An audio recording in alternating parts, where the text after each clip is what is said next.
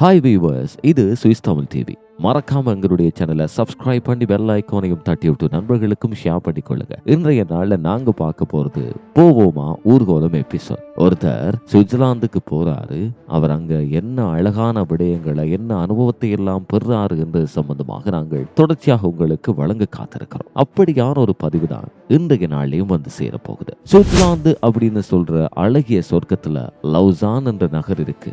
அது சம்பந்தமான பதிவைத்தான் இந்தியர் ஒருத்தர் பதிவிட்டு இருக்காரு. அவர் என்ன சொல்றாரு அப்படின்றத பார்க்க போறோம். சுவிட்சர்லாந்து பற்றி அறிஞ்சு கொள்றதுக்கு யாருக்கு தாங்க மனசு கிடையாது. அந்த வகையில சுவிட்சர்லாந்துக்கு வந்த இந்திய நாட்டை சேர்ந்தவர் ஒருத்தர் சுவிட்சர்லாந்துக்கு தான் விஜயம் செய்த நகரங்கள் தொடர்பாக தன்னுடைய அனுபவத்தை பகிர்ந்து கொள்றாரு. அது பற்றிய தொடர் தான் சுவிஸ் தமிழ் டிவியில தொடர்ச்சியா வரப்போகுது. அந்த வகையில இன்றைய எபிசோட்ல லவுசான் நகரை பற்றிய அவர் பகிர்ந்த அனுபவங்களையும் சிறப்புகளையும் நாங்க தரப்போறோம். சுவிட்சர்லாந்து தேசத்தை எப்படி விவரிக்கலாம்? சாக்லேட் தேசம்னா அல்லது கருப்பு பணம் படிச்சவங்கள சொர்க்கம்னா, அதையும் தாண்டி கை கடிகாரங்களோட ஹெட் குவார்டர்ஸ் அப்படின்னு சொல்லலாமா? அதையும் தாண்டி நடுநிலை நாடு அப்படின்னு எதை தாங்க விவரிக்கிறது? ஆனா அதையும் தாண்டி பன்முகம் கொண்ட நாடா இது இருக்குதுங்க அப்படின்னு அந்த இந்தியர் சொல்றாரு. அது அவர் அங்க போய் தங்கி இருந்ததால தெரிஞ்சதுன்னு சொல்றாரு. சுற்றுலா பயணியா தனி ஆளா சில நாட்கள் மாத்திரம் இருக்காம இளைய மகனோட சில மாதங்கள் அங்கு தங்கி இருக்கிறதுக்கு நான் போனேன். அந்த நாட்டினுடைய நாடிய பெருமளவு நான் கணிச்சிட்டேன் அப்படின்னு சொல்றாரு. குறிப்பா இந்தியாவிலிருந்து லவுசானுக்கு நேரடி விமானம் கிடையாது.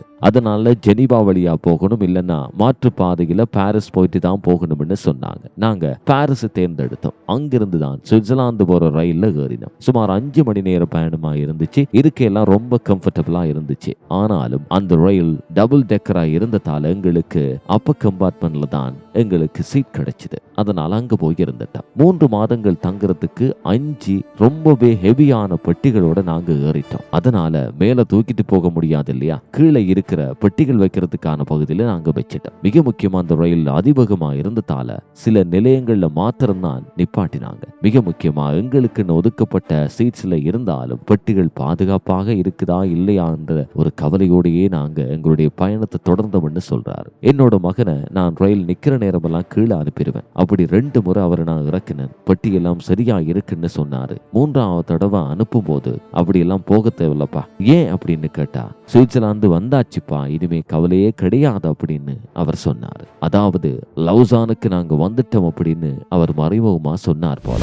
இந்த லவுசான் நகர் இருக்கு இல்லையா, ஜெனீவா ஏரிக்கு அருகே மேற்கு சுவிட்சர்லாந்தில் அமைஞ்சிருக்கக்கூடிய ஒரு அழகிய சிறிய நகரமா இருக்கு. 3 குன்றுகள்ல உருவான நகரம் அப்படின்னு சொல்றாங்க.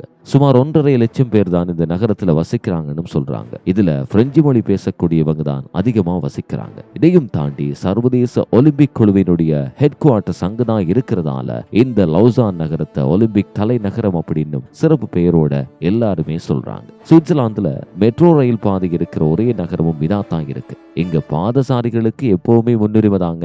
சாலையை கடக்கிற இடத்துல பாதசாரி இருந்தாங்க அப்படின்னு வைங்க, மற்ற வண்டி எல்லாம் கண்டிப்பா வழிவிட்டே ஆகணும். முக்கிய சாலைகள்ல பாதசாரிகள் கடக்கிற இடத்துல இருக்கிற ஒரு பொத்தான இயக்கினா போதும், அவங்களுக்கான பச்சை விளக்கு எரிய போது. அப்போ வாகனங்கள் எல்லாம் நிப்பாட்டி பாதசாரிகளுக்கு வழிவிடணும் என்னும் கட்டாயம் இருக்கு. இப்படி சுவிட்சர்லாந்தினுடைய லவுசான் சம்பந்தமா மிகவும் சிறப்பா சொல்லிட்டு இருந்த இந்தியர், உங்களுக்கு ஜெட்லாக் இல்லைன்னா நாளை காலைக்கு ரிப்போன் மார்க்கெட் போகலாம்னு மகன் சொன்னதா சொல்றாரு. மேற்கத்திய நாடுகள்ல பெரு நகரங்களுக்கு நடுவுல முக்கிய சாலைகளினுடைய நடுவுல கூட பரந்த திறந்த வழி இருக்கும் இல்லையா, இதைத்தான் சதுக்கங்கள் அப்படின்னு சொல்லுவாங்க. லவுசான் நகரனுடைய சதுக்கத்துல பிரம்மாண்டமான திறந்த வழியும் முக்கிய சாலைகளினுடைய இணைப்பு பகுதியுமான ரிப்போன் ஒவ்வொரு சனிக்கிழமையும் புது வடிவம் எடுக்குங்க. அதுதான் அங்க இருக்கக்கூடிய விவசாயிகளினுடைய அத்தோட வணிகர்களுக்கான நேரடி சந்தை வாய்ப்பை கொடுக்கக்கூடிய சதுக்கங்களாகவும் பார்க்கப்படுது. என்ன அழகான ஒரு வர்த்தக முக்கியத்துவம் வாய்ந்த ஒரு நகராக லவுசான் இருக்கும் இல்லையா? மீண்டும் ஒரு எபிசோட் மூலமா